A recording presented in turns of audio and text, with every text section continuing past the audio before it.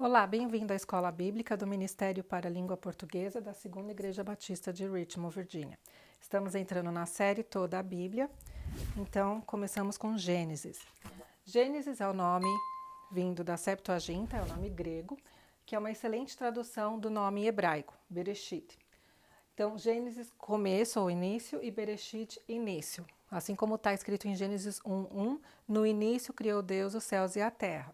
Então, todos os livros que Moisés escreveu tomam o nome, a primeira palavra do livro. Então, aqui no caso, em hebraico, Bereshit. A autoria de Gênesis é Moisés, né? E Moisés não escreveu os 5 primeiros livros da Bíblia, que nós conhecemos como Pentateuco. Lembra que Penta vem do número 5 em grego. Então são Gênesis, Êxodos, Levítico, Números e Deuteronômio. Os mesmos 5 livros são classificados pela Bíblia hebraica como Torá, de autoria mosaica. A melhor tradução para as palavras Torá é instrução e não lei, como muitos podem pensar. Então, lembrando que ambas as classificações referem-se aos livros de autoria mosaica. Tema: embora início descreva o tema central do livro, obediência é o foco do livro. Deus criou homem e mulher para dominarem a terra.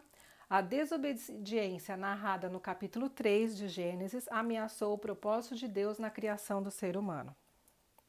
Assim, a única coisa que Deus se esquece são os pecados de quem se arrepende. Quais os eventos que o livro traz? A criação, a queda do homem e a expulsão do Éden, o dilúvio universal, Babel e a confusão de línguas, o chamado de Abrão e o início do povo hebreu. Então vamos. Criação, está narrada no capítulo 1 de Gênesis. Lembrando que a criação ela não é um relatório científico, mas uma prova do Deus Criador. Então a Bíblia ela não deixa ali claros os detalhes, porque ela não é um tratado nem de biologia, nem de bioquímica, nem de geologia, astrologia, física, geofísica ou química orgânica, ok? Ela só narra alguns fatos para deixar claro que o mundo foi criado e não evoluído. Então, para apontar o Criador. Dia. A gente lembra da história que o mundo foi criado em 7 dias, né? A dia é uma noção de tempo. Ele pode ser literal ou não. Então, há várias interpretações. Uma interpretação é que os dias são realmente 24 horas, né? Quando Deus fala, houve tarde e manhã no primeiro dia e assim vai até o sétimo, seria períodos de 24 horas.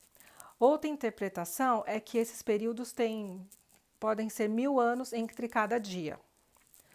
Outra interpretação, uma terceira interpretação, é que até antes do aparecimento do Sol, passaram-se vários anos, né, ou 1000 anos entre cada dia, e assim que o Sol aparece, passa-se a fazer períodos de 24 horas. E uma quarta interpretação fala que entre o versículo 1 e o 2, que fala, no princípio criou Deus os céus e a terra. Desse ponto até, mas a terra era sem forma e vazia, passaram-se milhares de anos. Aí começou-se a contar 24 horas, ok? A metodologia da criação foi a voz, que é o verbo. A gente lembra de ler o relato que haja luz, separe-se as águas, a terra produza e assim vai. Então a gente vê o comando de voz de Deus. E eu quero agora aqui gastar uns minutos no primeiro versículo da Bíblia. Tá? Aqui está em hebraico, né? Que então no princípio criou Deus os céus e a terra. Eu não vou destrinchar muito o hebraico com vocês, né? Então aqui é a palavra de Deus, Elohim, e embora tenha o sufixo de plural, nessa palavra está querendo dizer que é um superlativo, então apontando para o Deus dos deuses. Então, o Altíssimo, o Deus. E eu quero chamar a atenção a essa partícula que se repete, ok?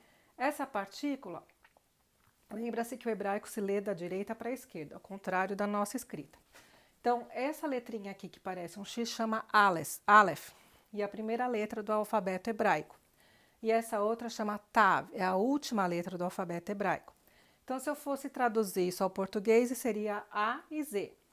Então, seria, no princípio criou Deus, A e Z, os céus, e, essa letrinha aqui é o E, A e Z, a terra. Aí eu quero ler alguns versículos com vocês. Então vamos lá. No Evangelho de João, no primeiro capítulo do Evangelho de João, lê-se: no princípio era o Verbo, e o Verbo estava com Deus, e o Verbo era Deus. E ele estava no princípio com Deus. Todas as coisas foram feitas por intermédio dele, e sem ele nada do que foi feito se fez. Pulando para o verso 14: E o Verbo se fez carne e habitou entre nós, cheio de graça e de verdade. Vimos a sua glória, a glória como do unigênito Pai. Vamos para agora Romanos 11, 36. Porque dele e por meio dele e para ele são todas as coisas. Pois ele a glória eternamente. Amém. Colossenses 1, 16. Pois nele foram criadas todas as coisas, nos céus e sobre a terra, as visíveis, as invisíveis, sejam tronos, sejam potestades, sejam principados, tudo foi criado por meio dele e para ele. E Apocalipse 1:8. Eu sou o Alfa e o Ômega, diz o Senhor Deus, é aquele que é, que era e que há de vir. Lembrando que Apocalipse começa a revelação de Jesus Cristo a João. O que eu quero mostrar com isso? Em Apocalipse, nós temos Alfa e Ômega, que é a primeira letra do alfabeto grego, Alfa, e a última letra, Ômega. Então, ali Jesus está revelando que ele é o Alfa e o Ômega. Lembrando que João provavelmente escreveu o Apocalipse em hebraico, né? Ou mesmo se ele se ele foi escrito em grego. Tem gente que fala que foi escrito direto em grego. São as primeiras letras do alfabeto que realmente são isso aqui, a primeira e a última letra do alfabeto. Então, aqui você vê que Jesus estava junto com Deus na criação, como nós podemos ver nos outros versos. Homem e a mulher foram criados à semelhança do Senhor.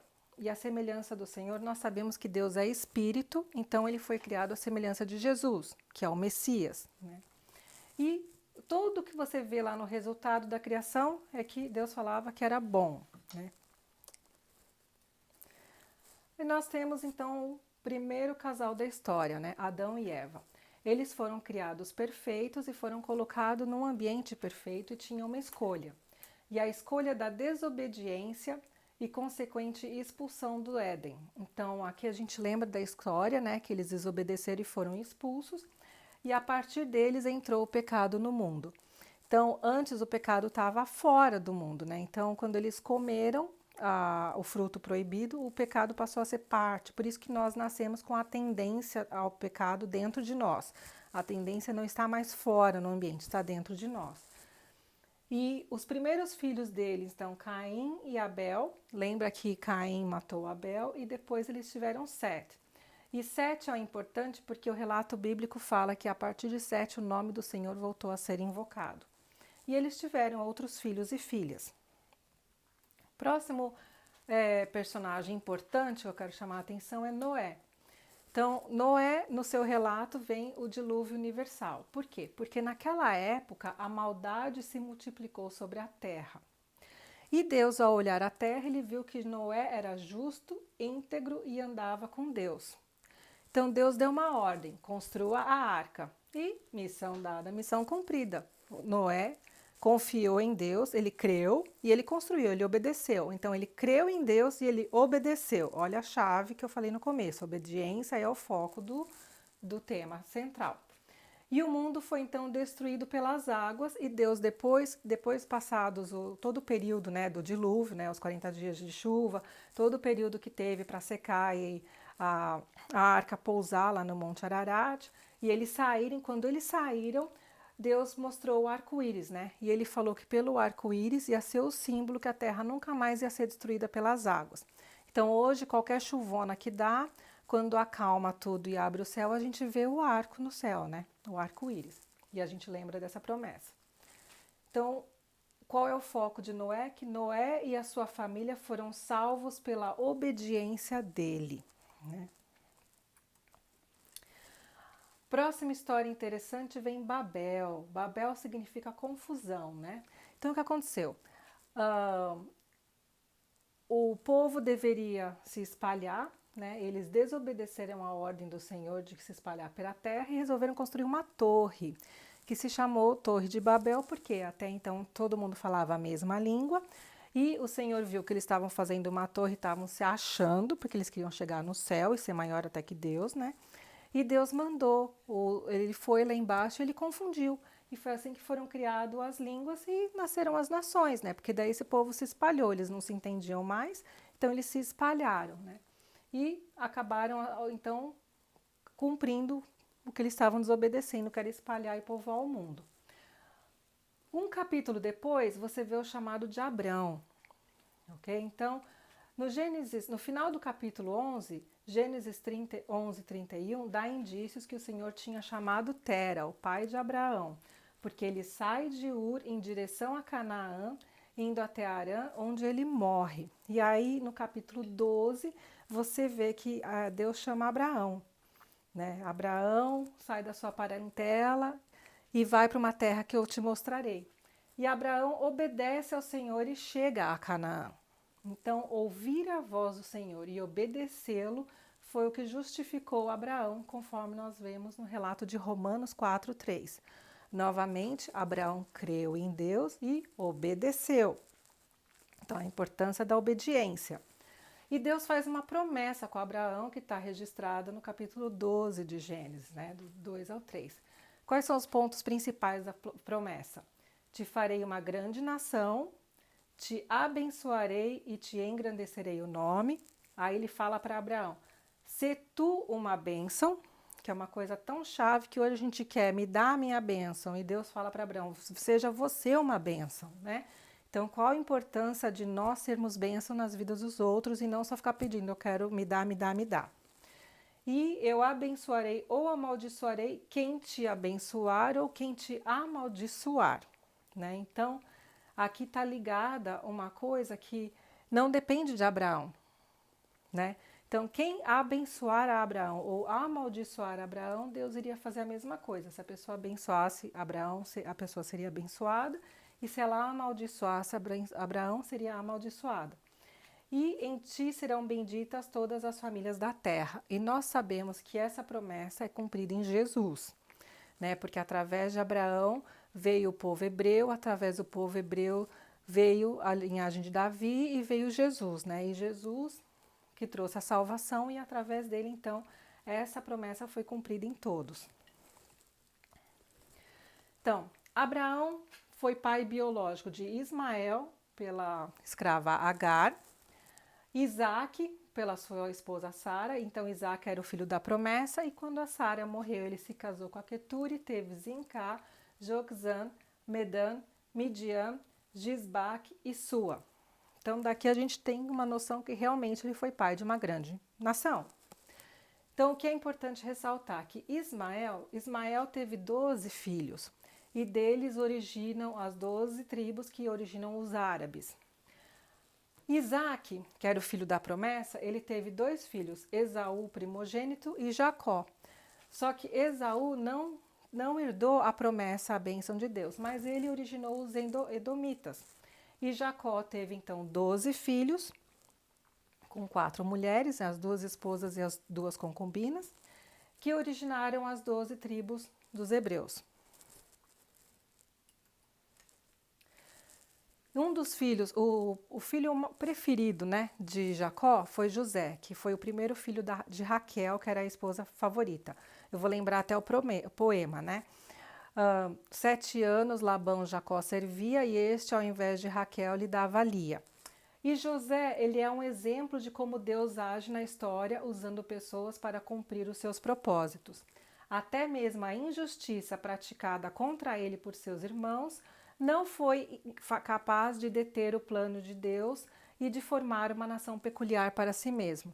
Recapitulando rapidinho a história, José era o queridinho, né, do papai, né, filhinho de papai, e ele era fofoqueiro, né, porque a Bíblia fala que ele trazia más notícias dos seus irmãos.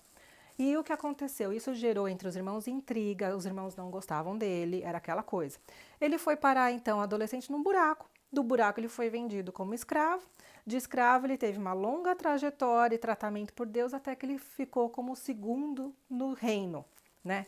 Era Faraó e ele. E naquela época houve uma escassez, você lembra da história, ele interpretou, através dele, Deus interpretou o sonho de Faraó e ele deu a estratégia para Faraó para como lidar com a situação, né, dos 7 anos bons e os 7 anos ruins, né, as 7 vacas gordas e as 7 vacas magras, e com isso Faraó o colocou como o governador do Egito. Os irmãos foram comprar comida, porque o pai ficou sabendo que lá tinha, e, resumindo a história, a família inteira migrou para lá, né? Então, Êxodos até começa com 70 pessoas vieram para o Egito. E com isso eu quero colocar para a gente pensar. Nada é por acaso. Qual é a realidade que você vive? Como se não houvesse amanhã? Ou porque ele vive eu posso crer no amanhã? A sua realidade dita a regra pela qual você vive. Amém?